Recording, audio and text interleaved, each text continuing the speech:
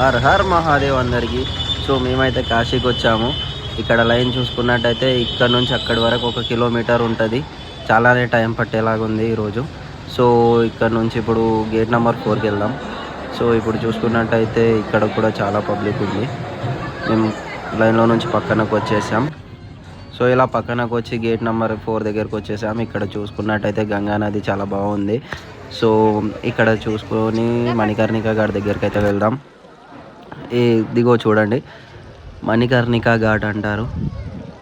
So ఈ మణికర్ణిక ఘాట్ చూసేసాక మనం వెళ్ళి బోట్ రైడ్ చేద్దాము. చూడండి, బోట్ దగ్గరికి వెళ్దాం one second. So boat riding అయితే చేసాం ఫ్రెండ్స్. సో మీకు షార్ట్స్గా చూపిస్తున్నాను. నాకు అంత టైం లేకుంటే ఫుల్ వీడియో తీసే అంత. కాశీ వస్తే మాత్రం తప్పనిసరి మీరు చేయాల్సింది బోట్ రైడ్ అండి. సో బోట్ రైడింగ్ అయితే చాలా బాగుంది. ఎక్స్పీరియన్స్ చాలా చాలా బాగుంది. ఇదిగో మీరు చూసుకున్నట్టయితే ఈ ఘాట్లన్నీ ఉంటాయి. చాలా మస్తు అనిపించింది నాకైతే. ఈ ఫీలింగ్ వీడియో కన్నా మీరు ఇక్కడ వచ్చి చూస్తే చాలా బాగుంటుంది. చాలా చాలా బాగుందండి కాశీ. మీరు ఎప్పుడైనా రావాలనుకుంటే కాశీలో మన తెలుగు వాళ్ళు కూడా తెలుగు సత్రాలు ఉంటాయి ఇక్కడ. సో బోట్ రైడ్ అయితే కంప్లీట్ చేసేసుకొని మనం స్నానం చేసుకొని మహాదేవుని దర్శనం చేసుకుందాం. హర్ హర్ మహా